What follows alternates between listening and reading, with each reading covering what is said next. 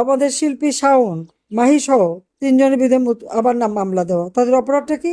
জুলাই আন্দোলনের নামে যে জুলাই সন্ত্রাস হয়েছে, এরা তার শিকার। সেই মিষ্টি সুভাষকে তো এখনো ছাড়েনি, তাকে গ্রেপ্তার করে রেখেছে। অপরাধ একটাই, বঙ্গবন্ধু নাম নিল কেন, ফুল দিতে গেল কেন? সেই জন্য আজকে যে বড় বড় পদে সবাই বসে আছে, কোথায় থাকতো?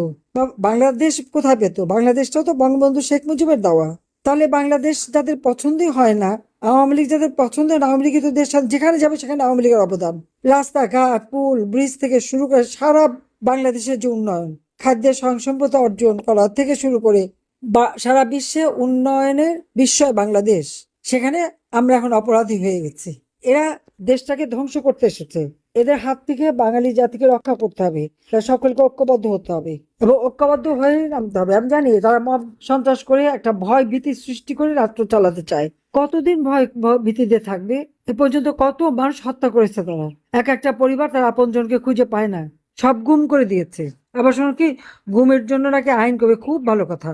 আইনটা করুক, এই আইনে ওদেরই বিচার হবে, কারণ সব থেকে বেশি গুণ করেছে ওরা, খুন করেছে ওরা। ওই 1400 খুনের কথা যে বলেছে, 800 জনের তালিকা করেছে, তার মধ্যে তো ফেরতই এসেছে অনেক খুন। অনেকে বিভিন্ন অসুখে মারা গেছে। আর সেই গাজী টায়ারে আগুন লাগা, সেখানে 75 জনের নাম ঢুকিয়েছে। যশোরে যে হোটেল আগুন দিয়েছিল, পুড়ে গেছে, তাদের নাম ওই তালিকাভুক্ত করা।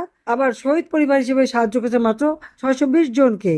আবার যারা শহীদের মধ্যে অনেকেই জীবিত হয়ে ফেরত এসেছে, বা তাদের পরিবার টাকাও পেয়েছে, আবার মানুষও ফেরত পেয়েছে। তাহলে কতজন মারা গেছে? কিন্তু পুলিশ হত্যা করেছে, তার বিচার হবে না বলে দিয়েছে।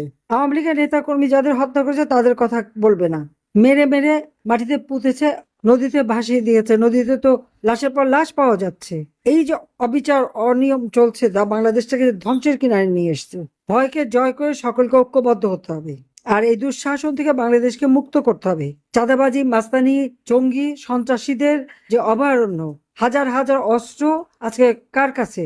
ইনুস, ওই বিশ্ববাটবার ইনুসের হচ্ছে মেটিকুলাস ডিজাইনের অংশ।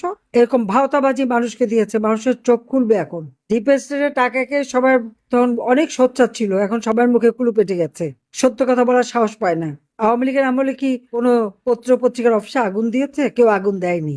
দেখলাম জেলিসা প্রথম আলোতে যারা আগুন দিয়েছে, এখন তারা তাদেরই গুণগানে ব্যস্ত।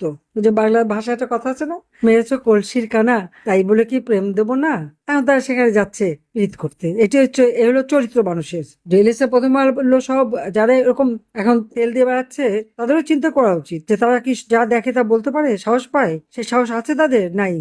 আমার সময় সাহস ছিল, যত খুশি আমার বিরুদ্ধে মানে যত রকমের সমালোচনা করতে পেরেছে, এখন করতে পারবে? সেই সাহস দেখাতে পারবে? আমি চ্যালেঞ্জ দিতে, দেখাক তো দেখি। তা পারবে না, বরং সেখানে যে পা চাটবে। এটাই সকলের চরিত্র, সেটা আমরা দেখতে পাচ্ছি। আওয়ামী লীগ এদেশের মানুষকে মুক্ত করেছে, আওয়ামী লীগ এদেশের মানুষকে অর্থনৈতিক মুক্তি দিয়েছে।